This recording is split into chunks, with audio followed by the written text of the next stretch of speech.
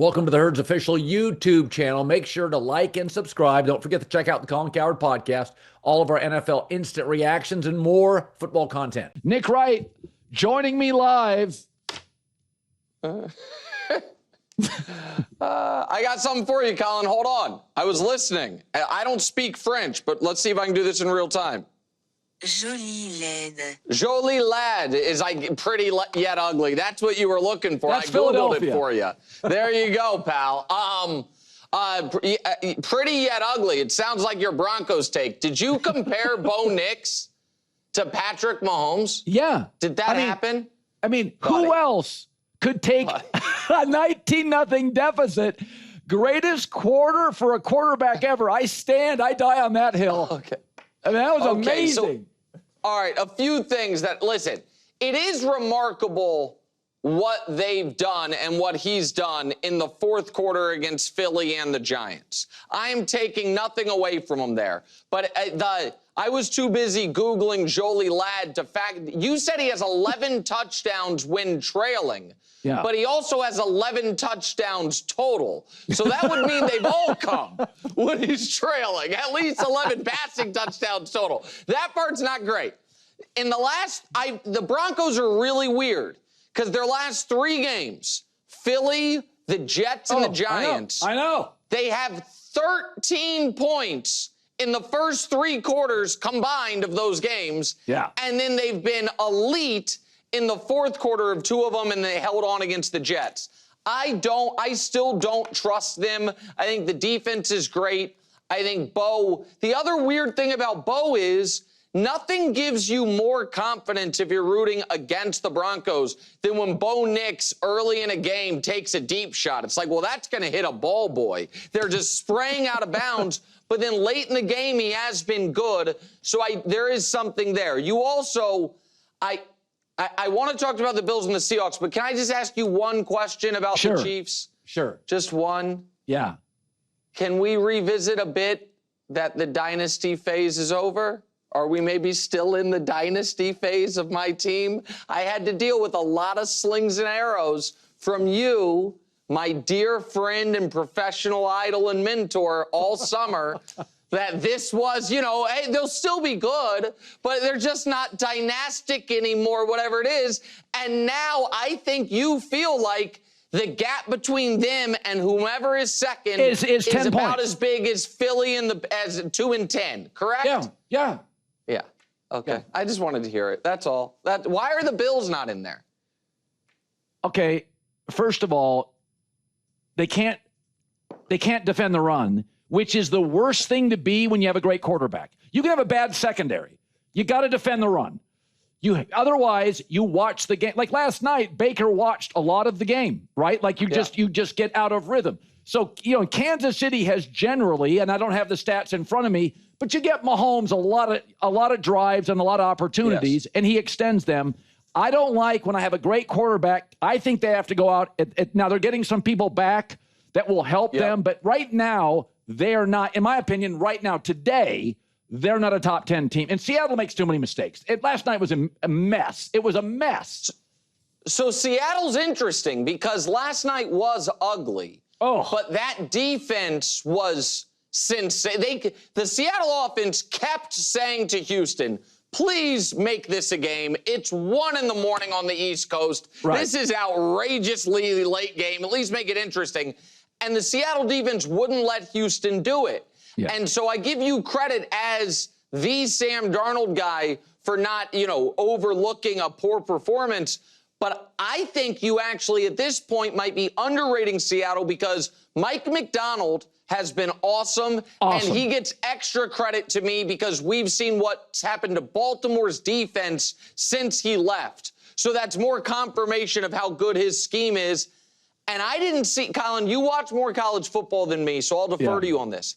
I did not see this coming from Jackson Smith and Jigba. This is a revelation. No, he might be the best receiver in football. It's unbelievable. And so I think Seattle is right now, because of the injuries, better than the Niners. I'm impressed by the Niners. I think Seattle's better. Okay, that's fair. So I was saying this about Caleb Williams. body language matters. It's why I turned on Jay Cutler early in his career. I'm like, ugh, I don't like his body language. Kyler Murray, who I've defended forever, don't always love his body language. It's better this year. In fairness, Kyler's better this year. He's more engaged with the team. But it does matter. Chicago's run game is excellent. They spend a lot of money in the interior O-line. It's excellent. The defense is taking the ball away. Watching Ben Johnson's face and body language when Caleb throws an incompletion is borderline discouragement, bordering on disgust. Like, these guys, I watch Ben Johnson. You can't tell me he's happy with Caleb right now, right? Yeah, I think that's fair. And I don't listen. I think everybody has to, what we owe the audience is no matter what we want to happen or what we said we thought would happen, is evaluate things as they do happen. And I'm, a big Caleb guy. I've cooled a bit, over the last 9 months. I no longer, I did pick him to go to the Super Bowl as a rookie, so I guess I've cooled somewhat. And I'd love to sit here and say they're on a 4-game winning streak. They're 4-2. They're in the thick of the playoff picture. And that's all true. But in some ways, the last few games, that's kind of been despite their quarterback play. Right. Their running game's been great. Post-bye, their run defense has been much better. And Caleb is just kind of scuttling along. Now, the glass half full version of it is we have seen the wow moments and drives and even wow quarters and one wow game against Dallas that I guess everybody lights up. If Caleb can string together some more consistency, I do think the Bears could be a legitimate playoff team. But much like when another quarterback that I have historically loved, but he has really disappointed, when the Jags were 3-1 or whatever record they had, if you watched the games, that was not because of Trevor. That was despite Trevor, and now it's catching up to him a bit. It feels like something similar right now is happening with Caleb. Again, I think it's far too early to say this is who he's going to be all year, but I do think he's frustrated, and I do think Ben Johnson's frustrated that it's not a little further along, because that Saints defense, Colin, everyone threw the ball well on them except for Caleb, it seems. So I've said if the average NFL quarterback career is 15 years and it's a 15-chapter book, I usually, by the middle of the second chapter, I think I have a pretty good track record. I have a beat on a quarterback. I never quit on Darnold. Even when I was critical of Baker, I always said, oh, he's a franchise quarterback. I'm not sure I want him. He's too cocky, but he's a franchise quarterback. I feel very good through the years. I love Drake May. I said Jaden Daniels going to look like Lamar Jackson. I think I like Caleb more than apparently many people did. But the point being is I feel pretty good about it. And then there's Dak Prescott. And I'm like, okay, what chapter are we in, 11? And the entire time I've been glib. And I've said he's Kirk Cousins with a star in his helmet. Kirk Cousins never carried this. And what's fascinating, you and I were both always sort of rolled our eyes at all the hype, that George Pickens, Mike Tomlin, who has been more than willing to deal with dramas, like, get Pickens out of here. Yeah. He goes to Dak and, doesn't want to disappoint him. And it's drama-free. He may be the best number 2 receiver in the league. And I'm watching Dak here, and I'm like, they didn't have CeeDee Lamb. It's Brian Schottenheimer. It's high-maintenance George Pickens. Dez, Zeke, Amari, Tyron Smith, Zach Martin. They all leave. And Dak puts up huge numbers. I feel like it's the ultimate Colin was wrong. And you, similar, do you have any of that feeling watching this year? Yeah.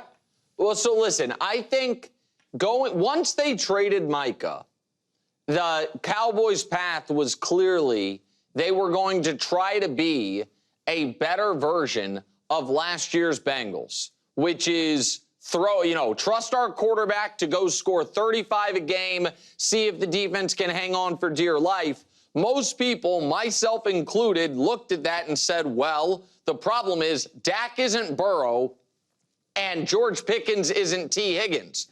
And through 7 weeks, Dak is Burrow and George Pickens is better than T. Higgins. I didn't see any of that coming. And so I have been super skeptical of Pickens. and that dates back to a college career where he was more than a handful, but he's been excellent.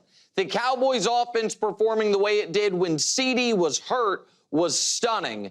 And Dak just being one of the most entertaining, high-octane quarterbacks in the league has been a pleasure to watch this year. It also does feel to me that, and I don't know the butterfly effect, how things would have changed, but watching this offense, Colin, doesn't it feel to you like, man, oh man, had they not traded Micah Parsons, we'd be talking about this team as a real contender-ish team.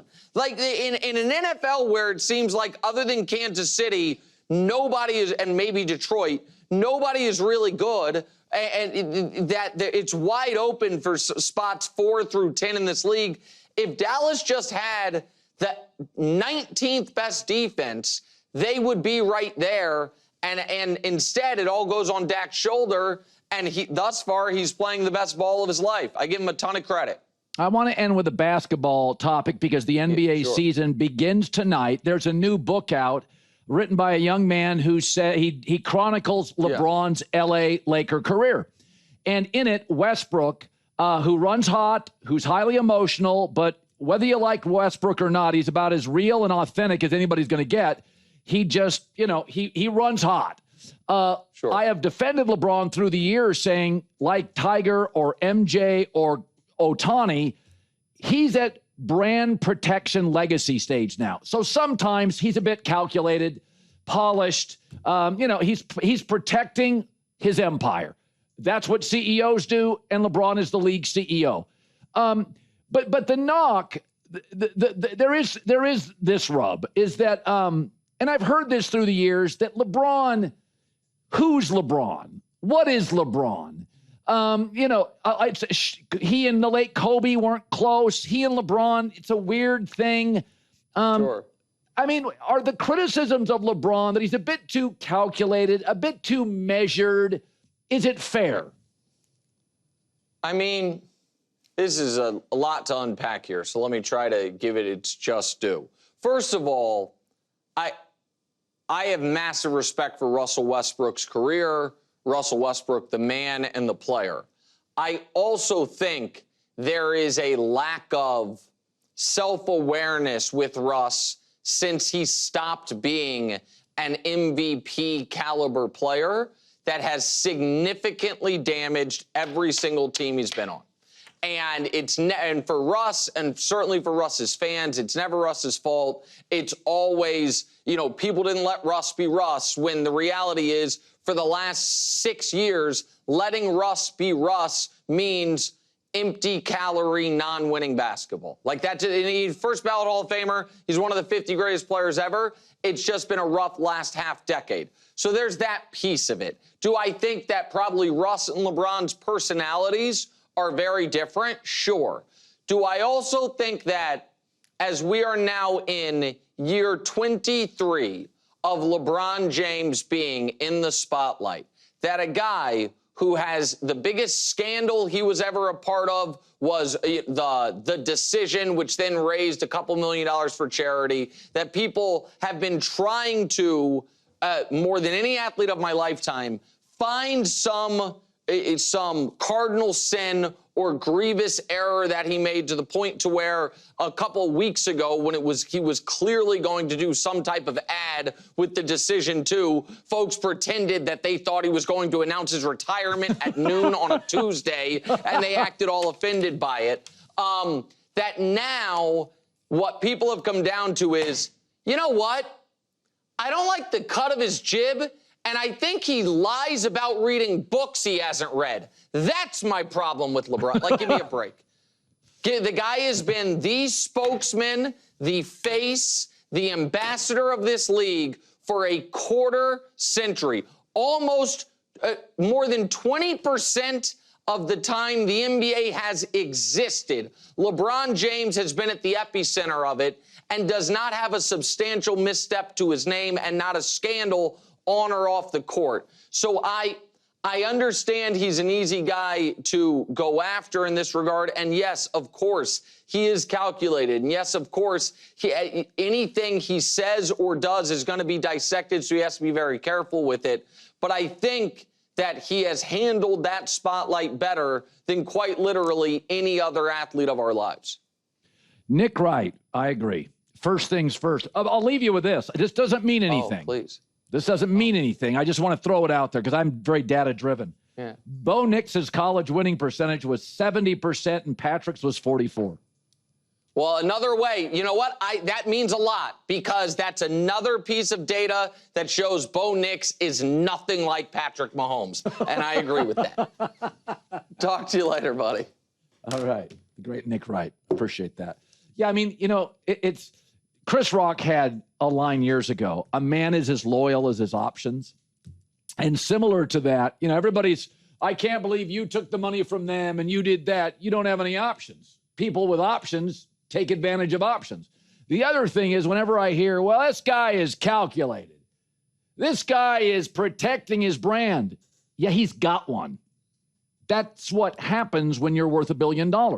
Tiger would have been better to protect his brand, right? There's a lot of guys who have had a brand and butchered it. So listen, I do think there are times LeBron on the internet and on the Instagram is pretty calculated. You know, I think that's fair to say, but he's got a lot to protect.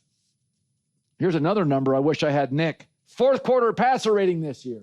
Bo Nix, 101. Mahomes, a measly 98. The data's coming out. It's pretty clear.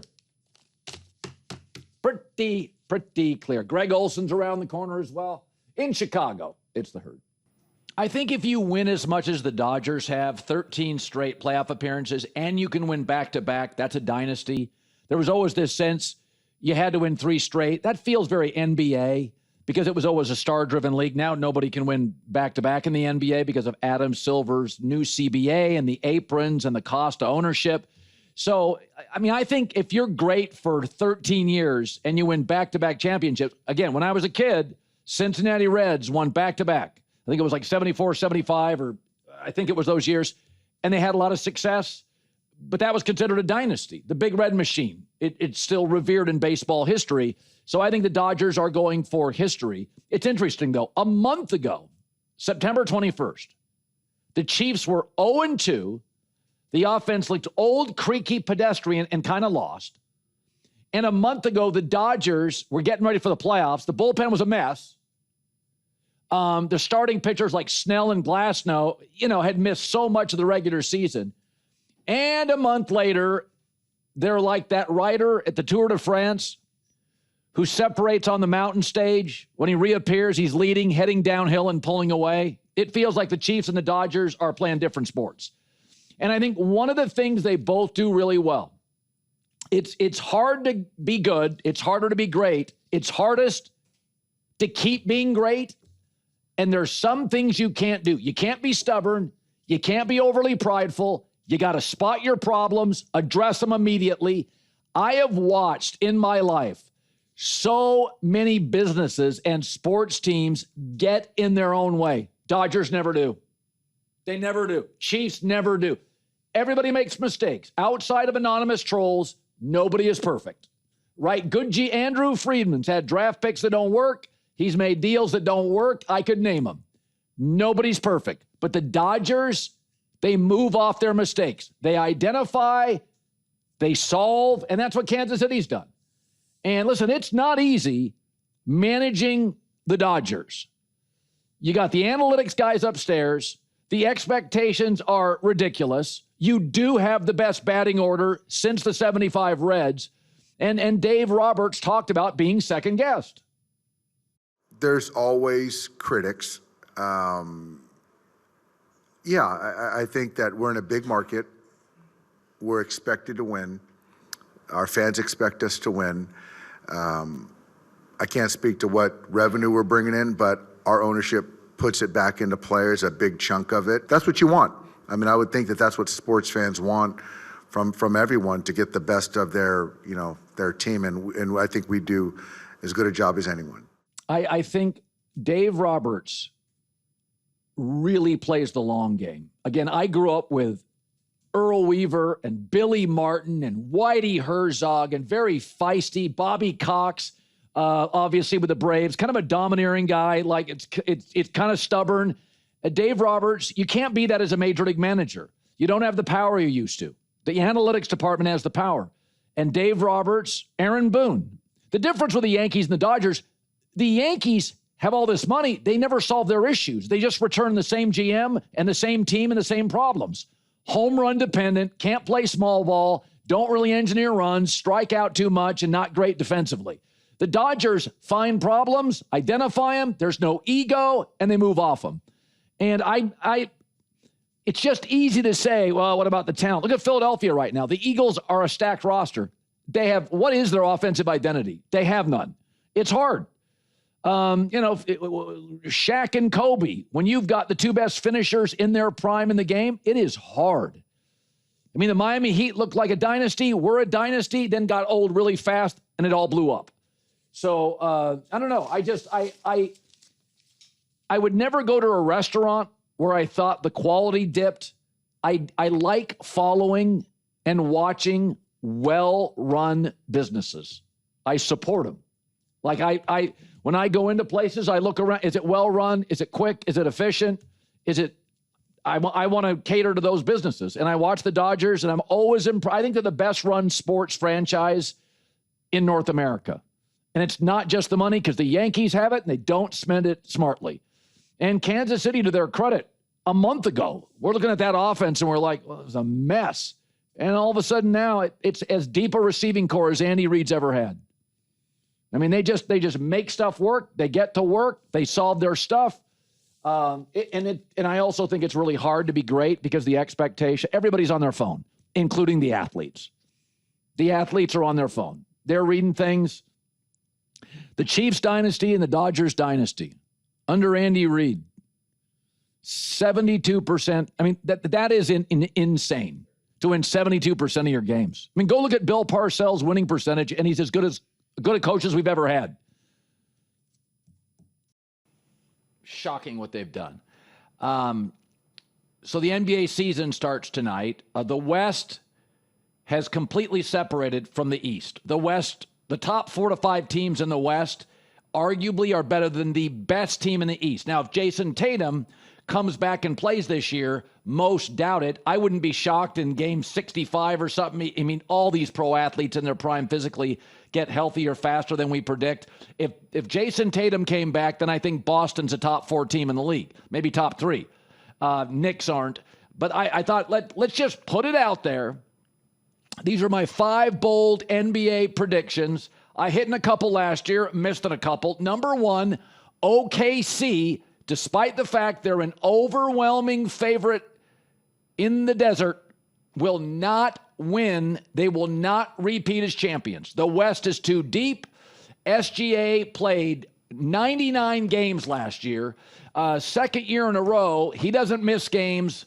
Jalen Williams coming off an injury between Minnesota and Denver, between the Lakers and Dallas. I think the West is too deep. I don't buy of the 26 previous teams to win 64 plus games in a season, 25 won fewer games the following season. So I don't think they'll get home court advantage, which I think in the West matters because these teams, you're on the margins here. They're all very good. So number 1, OKC does not repeat. Number 2, Luka wins his first career MVP. So it's going to be a great story. And part of winning MVP is the narrative. Skinny Luka, committed Luka, Lakers all in on Luka. LeBron starting the season in recovery. His ball usage will go back to being number 1 in the league. Obviously, Austin Reeves is never going to take the ball out of his hands in big spaces. I think he's going to lead the NBA in scoring.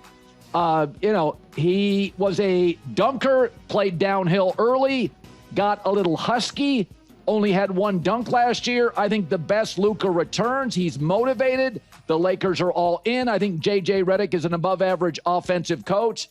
He'll get the ball to him in the right spots. Luka becomes MVP. My surprise team out west, number 3, Cooper Flagg plays point guard, and Dallas makes the Western Conference Final.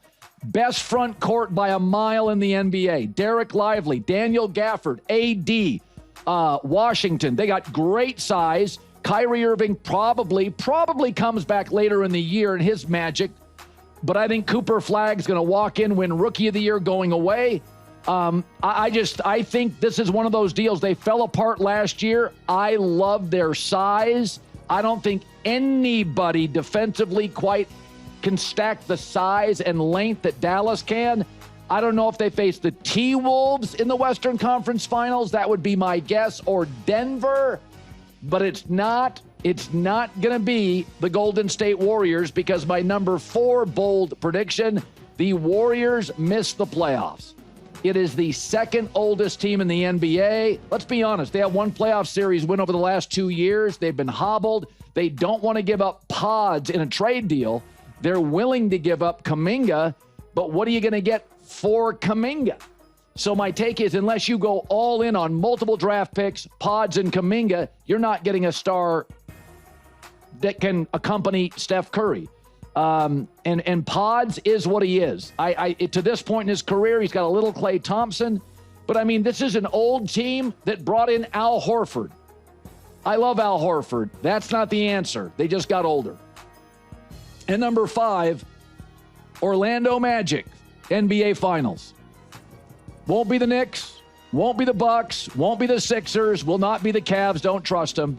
Last season, they had key injuries to Franz Wagner, Paulo Banchero, Jalen Suggs.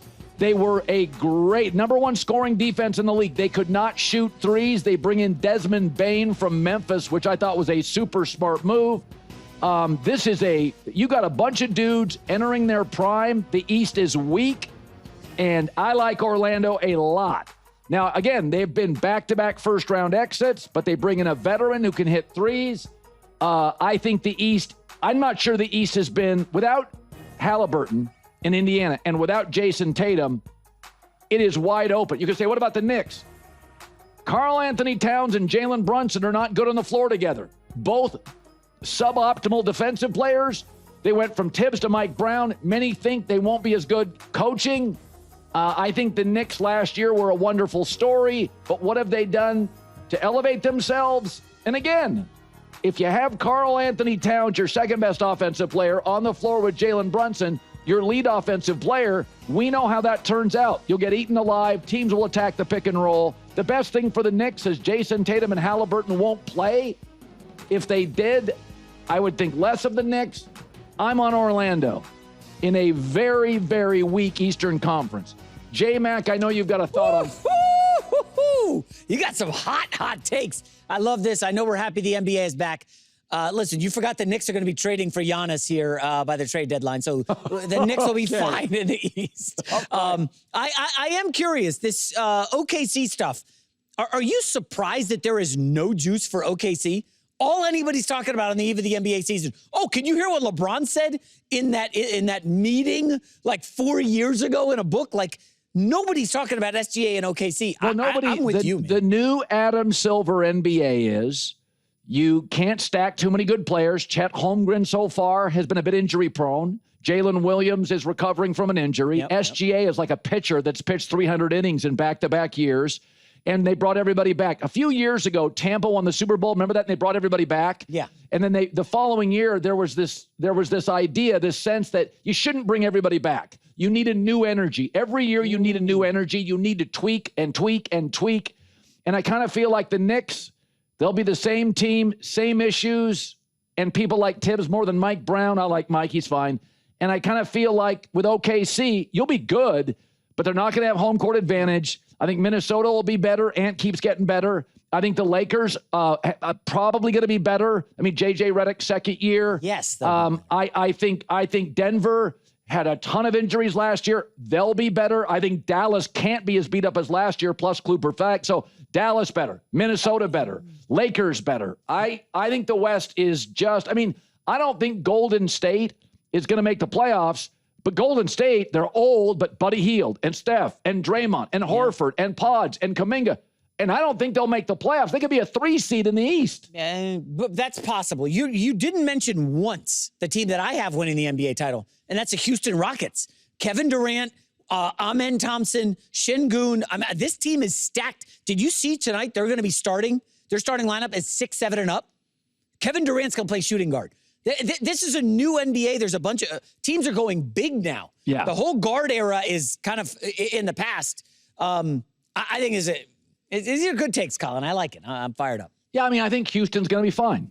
I don't know who's going to win the West. I just have Dallas in the Western Conference Finals because usually this is the way it works in sports. The media, myself included, we pay attention to one thing and then something else happens. Yeah. And everybody's focused on Houston. And Dallas is like, we like our coach.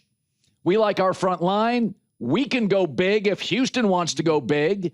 KD has a recent history of getting banged up. I don't know. I look at Dallas and nobody's paying attention. First of all, you could argue the top 6 teams in the league are all West. Yes. I mean, it is like the SEC 5 years ago before like Oregon, Washington, USC, UCLA joined the Pac-12 or joined the Big Ten. It was like there was the SEC and whoever was second wasn't close. Yeah. Now it's very even, but I like your Orlando call. That's kind of bold. I like that a lot. Great now defensive team that added a shooter. We don't really talk about them anymore. I know you're out on this guy, Joel Embiid, Sixers. When they're healthy, and assuming they will be, they could be dangerous only because there's no Boston and no Indiana this year as factors, given the injuries. Keep an eye on the Sixers. They've got some young guys, Colin. Your guy, Tyrese Maxey. He was basically your Jaden Daniels. Remember, you loved him, and I was like, hey, plump the brakes. Tyrese Maxey's a baller, and they got some young guys. I like the Sixers a little bit this year. You know, it was funny watching the Mariners last night, and if you watch Aaron Boone, Dave Roberts, Dan Wilson get clobbered by the seamheads. And the truth is now, major league managers have been muted. Even Aaron Boone, and I don't know what his salary is, but Dave Roberts, we pay college football coaches double what we pay major league managers in major markets like Dodger, Astro, Atlanta, New York markets. And so as I watch these managers, people always complain about the managers, and it's always the same thing, which is you're too player friendly. You need to pull the pitcher. It's always like, when are you pulling the pitcher? You have to be pro player as a major league manager these days. You don't have the power. You don't have the salary power. The owners are billionaires now. It's a rounding error to fire a manager. You don't have the salary power. The analytic crew upstairs gives you the batting lineup, and all the players know it.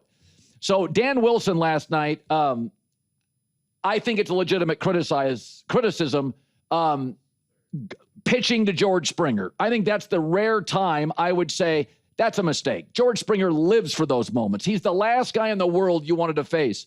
But it is interesting, all these managers, we don't blame the players in baseball. We don't even blame the pitchers.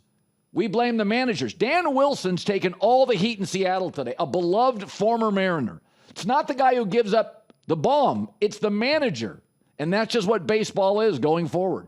The NBA season starts tonight. I will give you my 5 bold predictions after the commercial, but I want to touch on this.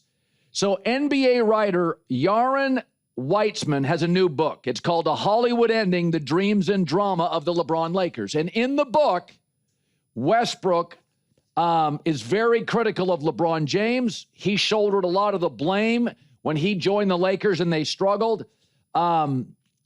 Basically, he calls out LeBron James for being a phony.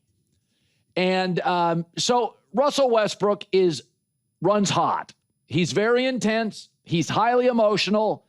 He always feels, how can I put this? Kind of slighted. But he's no phony. Westbrook is as real as it gets. In fact, I would argue Westbrook in his career has been real to a fault. He would have benefited greatly, sometimes being a little bit more of a politician and a little bit less emotional and outburst capable, even with fans. Someone pretty close to LeBron's circle told me one time, Westbrook hates everybody. I don't know if that's true. But LeBron is a very rare athlete globally. He's a billionaire. He's in that Michael, Tiger, Ronaldo, Ohtani space. And I think a fair criticism of LeBron and maybe if I was LeBron, I'd be in this space too, is that he's hyper aware of his brand and is largely at this point protecting it for he and his family. So sometimes he comes across a little bit insincere, a little more aware of every tweet, that he's seeking popularity and brand protection, and that it's kind of phony and it's kind of insincere. I've heard that criticism 100 times about LeBron. But again, if you go back and look at this whole relationship, it should have never been fostered. It should have never happened. Russell Westbrook is literally the opposite personality of LeBron James. It was never going to work. He's a trapeze artist. You're not quite sure with Westbrook what's coming next.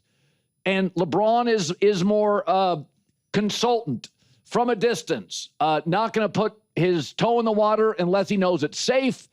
And these two are never going to work. One is pretty easy to play with in terms of almost every star that's played with LeBron has been good, right? It felt like he kind of salvaged J.R. Smith's career. J.R. Smith in New York was kind of out of sorts, and he goes to Cleveland. He plays with LeBron, and all of a sudden everybody loves J.R. Smith, and he got to a final with Matthew Dellavedova, and everybody was out on Kyrie, and then he fixed the Kyrie thing in Cleveland, and eventually they didn't work. But, I mean, LeBron's made everything kind of work. Plays with AD, played with Wade, played with Bosh, played with Kyrie, played with Kevin Love. He kind of plays with everybody. Westbrook struggles to play with anybody. But to Westbrook's credit, he's sincere, he's honest, he's loyal as the day is long to the people that are close to him, and I know people that love Westbrook. He just runs hot. And LeBron doesn't allow, I mean, I've always said it's very interesting. LeBron's never gotten into a fight in the NBA. One of the biggest, strongest guys, he never got into a fight. I mean, Michael Jordan punched teammates. I mean, just different personalities. So I think LeBron's a very measured, calculated, brand-protecting global superstar. And Westbrook, what you see is what you get. And this puppy was never going to work, ever. Some dudes are never meant to be roommates, right? I mean, you can have buddies in college. You're like, somebody's a partier. You're a serious student. You can be friends. You're not meant to live together. And Westbrook and LeBron, had the Lakers really, really thought about it, should have never happened. Deal should have never happened. So it's hard for me to blame Westbrook or LeBron.